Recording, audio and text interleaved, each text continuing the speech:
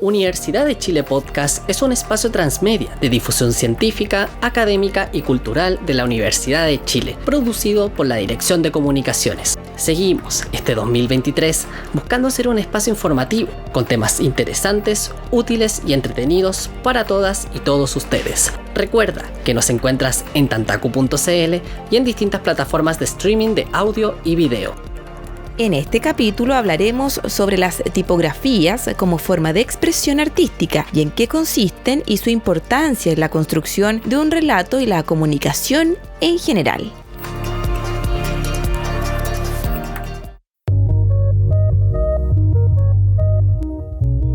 Las letras las vemos todos los días en escaparates, anuncios, libros y revistas. Las encontramos en micros, señaléticas, computadores, celulares y mucho más. Sin embargo, no todas son iguales. Estas se presentan en distintas formas y estilos particulares. Esto es lo que conocemos como tipografía.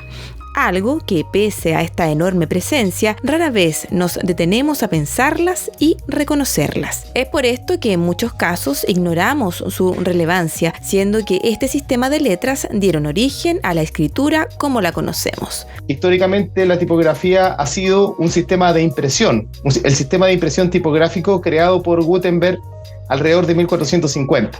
Entonces, para un imprentero la tipografía es una forma de imprimir, pero para una librería la tipografía es un área, un segmento de libros que están ubicados en una determinada zona. Y otra manera de entender también esto es entenderla como un alfabeto, simplemente como un archivo digital hoy que contiene la representación gráfica de un alfabeto con formas que son más bien coherentes entre sí. Quien habla es Roberto Oces, académico del Departamento de Diseño de la Facultad de Arquitectura y Urbanismo de la Universidad de Chile y experto en el tema. Pero, ¿qué entendemos por tipografía? Desde su definición más simple, es un conjunto de caracteres o letras que forman un alfabeto. Sin embargo, el profesor Oces aboga más bien por una resignificación de este concepto que amplíe su abordaje como una forma de expresión artística. En términos metafóricos, que yo creo que es lo más importante, se ha dicho mucho tiempo que la tipografía es la vestimenta del lenguaje. Entonces se dice, por ejemplo, que una palabra se puede vestir con diferentes atuendos, así como una persona se puede vestir con diferentes atuendos. Pero yo diría que ya esa definición queda un poco corta, porque me parece que se parece más la tipografía a una caracterización teatral. Digamos, la tipografía vendría a ser como no solo la indumentaria, sino que también el maquillaje, la gesticulación que adoptan las palabras para expresar algo que va más allá de la semántica, de los significados de las palabras que se están diciendo. En ese sentido, ¿podríamos hablar de la tipografía como arte? Yo pienso que muchas expresiones humanas se pueden llegar a entender como una manifestación artística en tanto generen dos cosas esenciales: contemplación y reflexión. Es decir, que me dejen prendado contemplando la obra y que esa obra genere algún tipo de reflexión en mí. Naturalmente las personas tienen esta relación de contemplación con la letra. Por eso que llama tanto la atención, por ejemplo, los talleres de lettering, de hacer letras o de caligrafía. La gente toma esos talleres incluso con una función terapéutica.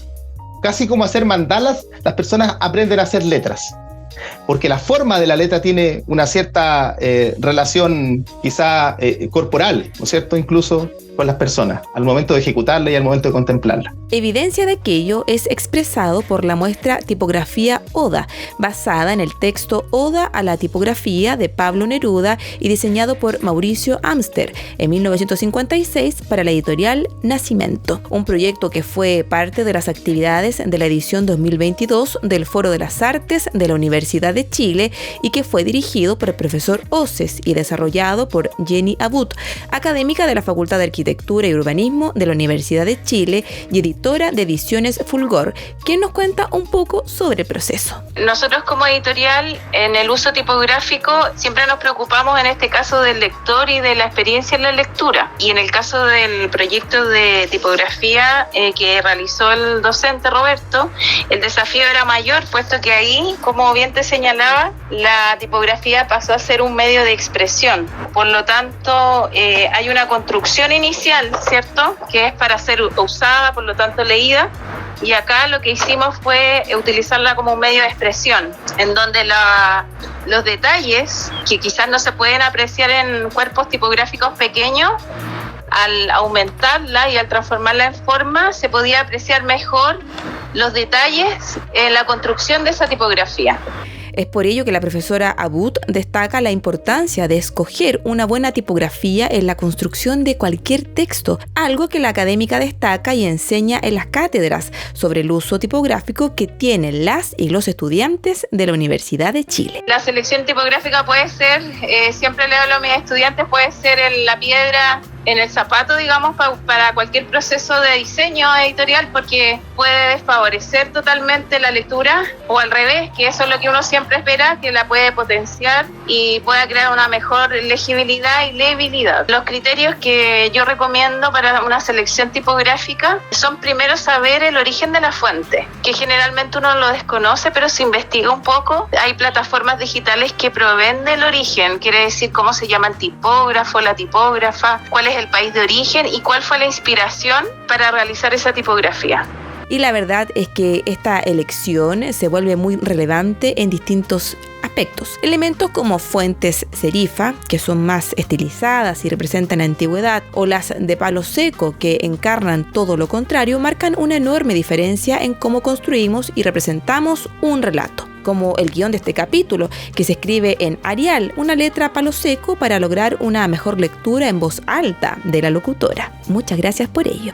A la fuente Bebas Neu, también palo seco, que se utiliza para los subtítulos de la versión en video, nuevamente para mejorar su lectura, porque en Universidad de Chile Podcast pensamos siempre en nuestros públicos. Incluso la propia tipografía que usa la Universidad de Chile, Timless, posee una lógica en su uso, como nos explica Jimena González, encargada de diseño de la Dirección de Comunicaciones del plantel. Antiguamente el escudo utilizaba la tipografía Vidot, que si bien tiene serifa, no presenta buena legibilidad dadas las diferencias de grosor en su trazo.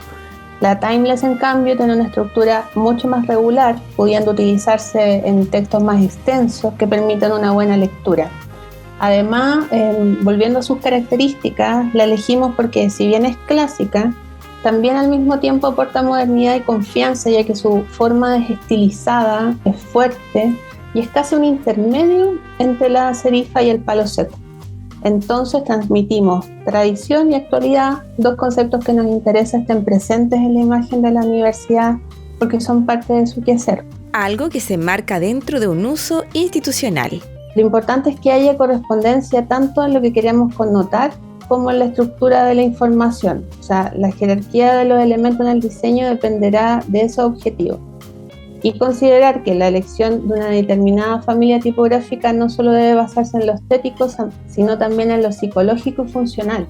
Y en este caso, con el escudo, estamos tomando la parte conceptual, ¿cierto?, de qué significa esta tipografía, pero también lo que queríamos era que se pudiera ocupar por la comunidad de manera fácil y que pudiera tener una buena lectura, que todos lo pudieran descargar en su computador y que pudieran trabajar sus propias gráficas con esta familia.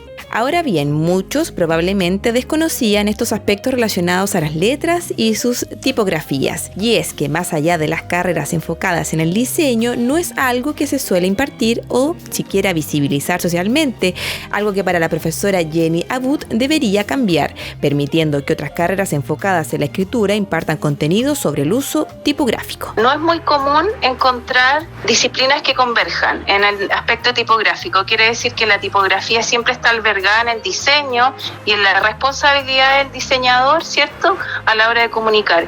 Y por otro lado, la escritura en el ámbito del periodismo está siempre relacionada con la importancia del texto, no así de la fuente o tipografía que se va a utilizar.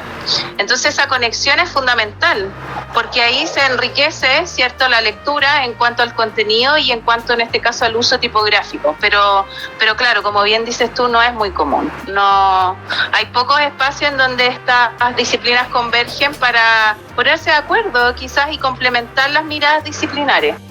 Luego de escuchar estos testimonios, nos quedamos con una pincelada de información para comprender en su totalidad la tipografía, pero la invitación es a verla más profundamente para conocer sus elementos visuales y narrativos, que son tan complejos como un relato en sí mismo.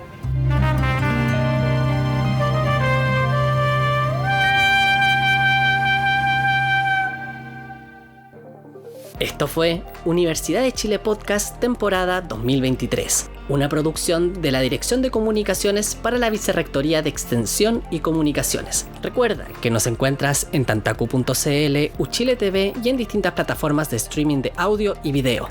Síguenos para que no te pierdas ninguna actualización.